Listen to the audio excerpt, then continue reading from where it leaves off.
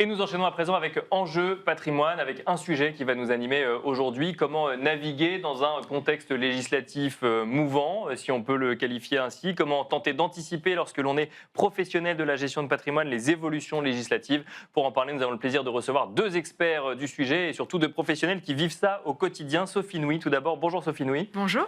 Vous êtes directrice du pôle expertise patrimoniale chez Cyrus Erez et nous avons le plaisir d'accueillir également Bastien Baron. Bonjour Bastien Baron. Bonjour Nicolas. Vous êtes conseiller en gestion de fortune et fondateur de Justae Gestion Privée. Alors, Sophie Nouy, Bastien Baron, la seule chose qu'on peut dire à l'heure actuelle, c'est que ce qu'on sait, c'est qu'on ne sait pas grand-chose sur l'évolution du budget et les évolutions législatives. Ça fait, on le disait juste avant l'émission, Sophie Nouy, c'est pas nouveau pour les conseillers ou les professionnels de la gestion de patrimoine que vous êtes, puisque ça fait un an que globalement, il faut et avoir des certitudes, avoir des stratégies, expliquer quoi faire à ses clients, alors même qu'on ne sait pas ce que le gouvernement nous réserve, si tant est qu'on ait un gouvernement qui tienne effectivement à l'heure actuelle. Mais comment est-ce qu'on fait en septembre 2025 pour conseiller à ses clients, alors même que là, pour le coup, on est dans l'incertitude totale sur un prochain budget et sur les évolutions fiscales, législatives que ça peut prendre? Alors c'est vrai que depuis un an, entre l'absence de loi de finances au 31 décembre de l'année dernière, le fait qu'elle est quand même passée en 49.3 avec beaucoup de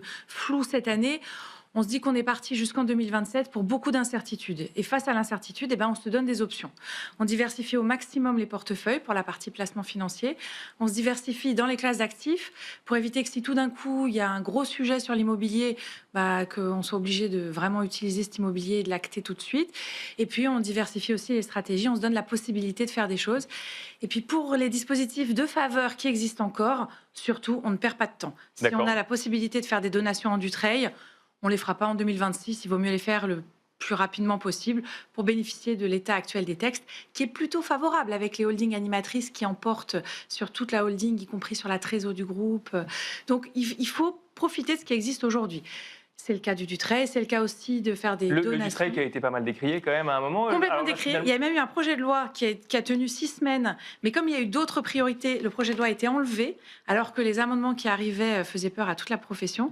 Donc on a gagné au moins 6 mois, profitons-en, n'attendons pas que ça revienne sous le feu des projecteurs. Par exemple, au moment de la loi de finances de cette année, qui va à nouveau être très compliquée, je ne sais pas ce que vous en pensez, mais enfin, on a la même majorité que l'année dernière, donc ça devrait être aussi difficile et aussi Bien compliqué. sûr, ouais.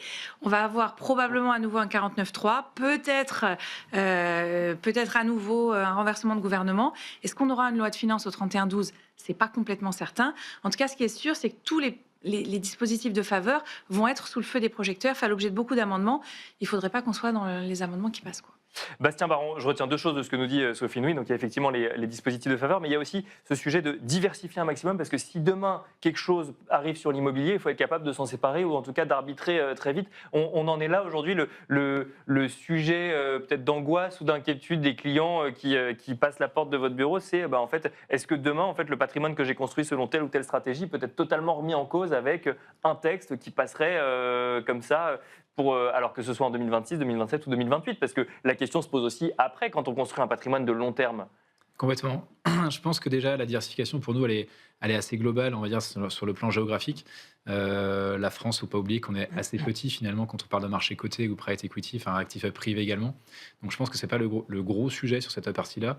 Le vrai sujet, pour moi, il est effectivement sur les actifs en fait, qui sont tangibles en France et qui, eux, on pourra rien faire de plus en fait, qu'acter, soit si on doit vendre, acter une plus-value, si on doit céder une entreprise, acter aussi la fiscalité. Donc je pense que c'est vraiment ces sujets-là qui sont les plus complexes. C'est pour ça qu'on entend beaucoup parler aussi, ça revient un petit peu au goût du jour, expatriation, etc. Ça s'était un petit peu perdu depuis quelques temps, ça revient un peu au goût du jour. D'accord. Ouais. C'est vrai qu'on a vécu, on en parlait un petit peu en préambule, Macron 1, où c'était le projet de loi de finances qui sortait début octobre, la loi de finances qui était votée mi-décembre, et c'était assez facile. Une stabilité fiscale. Une stabilité qui était assez simple. Ça a été un peu compliqué déjà sur la réélection d'Emmanuel Macron, donc là il y avait un petit peu de stress à ce moment-là. Puis depuis, on voit là depuis l'année dernière, c'est vrai que c'est pas facile. Nous, on avait déjà aussi, il faut aussi dire qu'il y a eu des opportunités à saisir et que ceux qui ne l'ont pas fait, c'est un petit peu dommage de se réveiller un petit peu maintenant. On parle du sujet des dividendes beaucoup. Ça a été très intéressant de le faire pendant un certain temps. Nous, on a toujours conseillé en fait en fin d'année de commencer à se poser des questions pour les distribuer. Là, on a la CDHR qui intervient maintenant. Bien sûr, Donc, il y a pas mal qui remet de en changements. cause des versements de dividendes. Potentiellement, oui. Bah, surtout, ce qui se passe, c'est que beaucoup avaient oublié que la fiscalité des dividendes, on la connaît finalement seulement en fin d'année. Et les assemblées générales, pour la plupart des chefs d'entreprise, on va dire, se passent au deuxième trimestre, quand Bien on est sûr, sur ouais. exercice civil. Donc là, ce qu'on fait, c'est que finalement, nous, on ne prend pas la décision aujourd'hui de se dire on se verse beaucoup, pas beaucoup, ou un petit peu de dividendes. On se dit, bah, potentiellement, on garde en réserve et on se reposera la question mi-décembre. On a la chance d'être en relation assez privilégiée, entre guillemets, avec nos clients et aussi leurs experts comptables, etc. Donc, on est en mesure de faire une assemblée générale extraordinaire en fin d'année, si tenter qu'on ait une loi de finances en fin d'année. C'est ça, c'est la question que j'avais posée, Sophie Nouy. Alors effectivement, dans la situation actuelle, on peut se dire que déjà, ça va être compliqué de sortir un budget, une loi de finances. Donc, est-ce qu'il va y avoir des grosses évolutions sur les dividendes ou autres? On n'est pas là pour faire de la politique, mais est-ce que c'est quelque chose que vous envisagez? Est-ce que c'est un risque que vous envisagez quand vous conseillez vos clients à l'heure actuelle? C'est toujours un risque, et effectivement, pour des clients qui ont la maîtrise de leurs revenus, essayer de ne pas distribuer du revenu en début d'année et attendre la fin d'année pour voir ce qui se passe, c'est toujours une bonne idée. Après, ils prennent leurs décisions.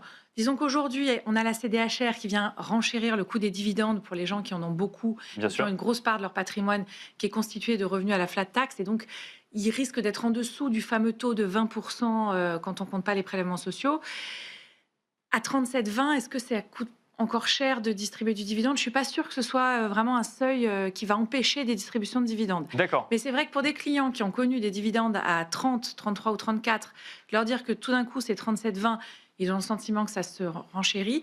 Ils sont assez lucides sur le fait qu'effectivement, d'ici à 2027 et probablement au-delà de Ça 2027, peut encore augmenter. ça devrait beaucoup augmenter. Sous François Hollande, on était plutôt autour de 50% sur le taux de fiscalité des dividendes, selon les régimes auxquels vous aviez droit. Donc on est quand même dans une situation qui reste relativement plus favorable que ce qu'on a pu connaître au cours des 15 dernières années. Pour autant, c'est pas facile de se dire je voulais pas faire le chèque à 34 et finalement il faut que je le fasse à 37. Mais c'est une important de se décision rappeler difficile. aussi qu'effectivement, avant l'élection d'Emmanuel Macron, on était peut-être dans un régime fiscal qui était moins favorable aussi. Donc C'est vrai. Mais où les gens parlaient de partir beaucoup plus, et c'est à nouveau le cas. Vous avez raison. On parle tous les jours aujourd'hui avec nos clients d'expatriation ou en tout cas d'éventualité. Tous les jours, c'est un sujet qui est abordé. Oui. Pas uniquement sur des sujets de fiscalité, mais aussi sur des sujets d'ambiance, la montée des extrêmes. Ça inquiète les clients fortunés et qui se posent la question de se dire est-ce que vraiment est-ce qu'il serait pas mieux en Italie, par exemple, en Israël pour la communauté qui est concernée, en Espagne, pourquoi pas. Enfin, on se pose ces questions-là et on regarde l'ensemble des conséquences sur le patrimoine, mais pas que, sur la famille également. Bastien Baron, au moment du vote de la loi de finances pour 2025, alors il y avait des sujets expatriation, puis il y avait des sujets assurance vie luxembourgeoise. Même si on reste physiquement en France, comment est-ce qu'on s'assure qu'on puisse faire bouger une partie de son patrimoine? Ça revient aussi, ce sujet, sur la table aujourd'hui? Oui, complètement. Ça revient à chaque fois que les élections présidentielles approchent. Dès qu'il y a des risques extrêmes, à chaque fois, ça revient. On a le cas aussi, on a quand même pas mal maintenant de clients aussi internationaux qui aiment bien avoir cette enveloppe-là. Et de manière générale, tous nos clients en fait, ont une enveloppe luxembourgeoise parce qu'on peut faire, en fait, on a plutôt la partie moyen terme où on va profiter en fait, du fonds en euros, notamment en France, où on va dire, on a une buy list assez limitée, on va dire, pour pouvoir faire les investissements. Et après, tout le reste, en fait, c'est au Luxembourg parce que on peut quasiment tout faire dedans en termes de gestion financière. Il n'y a pas uniquement le côté être en dehors de la loi Sapin 2, par exemple, quand on tombe beaucoup, si jamais les capitaux sont bloqués. C'est aussi, en dehors de ça, c'est aussi intéressant, je pense, d'avoir, d'une part, les clients aiment bien avoir des capitaux à l'étranger, que ce ne soit pas forcément uniquement en France, dans une autre devise potentiellement. Ça veut dire aussi, en termes de gestion financière, qu'on peut faire beaucoup plus de choses, notamment sur la partie des actifs privés qui se sont énormément développés. Il n'y a pas autant de possibilités dans ce qu'on peut faire dans un contrat français d'assurance vie. Donc nous, tous nos clients, sur la partie longue et très longue, est à Luxembourg en réalité. Sachant que quand on est résident fiscal français, on paye quand même des impôts en France. Au final, en fait, il n'y a aucun avantage fiscal. Quand on est résident français, on n'a aucun avantage fiscal à avoir un contrat d'assurance vie à Luxembourg. C'est exactement la même fiscalité, que ce soit lorsqu'on fait un rachat ou lorsqu'on décède, malheureusement. C'est exactement la même chose. Donc, ce n'est pas du tout ce choix-là. Mais ça offre aussi des possibilités potentiellement en cas d'expatriation, parce que du coup, la fiscalité du contrat va prendre la fiscalité du pays de résidence bien sûr. de l'assuré. Donc, forcément, ça ouvre plus de possibilités que de devoir on va dire, tout nettoyer, on va dire, en France pour être officiellement résident potentiellement de l'Italie, que l'on entend beaucoup, notamment sur les sujets de transmission, effectivement. Sophie Nuit, oui. On se donne effectivement des options, on se donne des choix. L'avantage du contrat luxembourgeois, c'est qu'il n'y a pas de fiscalité appliquée au Luxembourg. Donc si vous êtes en France, vous avez effectivement la fiscalité française. Le jour où vous devenez résident israélien, luxembourgeois, espagnol, c'est la fiscalité de votre pays de résidence qui va s'appliquer. Alors que si vous aviez un contrat français, la France appliquerait une retenue à la source. Donc il faudrait l'imputer. Enfin, c'est beaucoup plus compliqué. La France garde un lien avec vous si vous gardez vos placements en France. L'avantage du Luxembourg, c'est qu'effectivement, on passe sur quelque chose d'offshore. Et donc, c'est légal. Une première étape peut-être aussi pour ceux qui réfléchiraient à l'expatriation. Bastien Baron, une question. On est en septembre 2025. Vous nous avez dit effectivement que pour tout ce qui est versement de dividendes, quand on accompagne des chefs d'entreprise, on attend la toute fin d'année parce qu'on attend d'avoir le maximum d'informations qu'on peut avoir. Pour le reste, qu'est-ce qu'on fait en fait? On se dit que de toute façon, tout va se jouer en décembre ou en fait, on arrive quand même à conseiller d'aller sur des marchés actions, sur du non-coté, sur de l'immobilier. On diversifie un maximum, comme le disait Sophie Nouy au début. Est-ce qu'on arrive à avoir des convictions quand même d'investissement dans le contexte actuel? Oui, tout à fait. On peut avoir des convictions. On peut aussi potentiellement profiter de l'État français qui emprunte à des taux plutôt élevés actuellement, à 3,50. Le sujet de dette, ça peut être une opportunité. Oui, tout à fait. Ça peut être un sujet.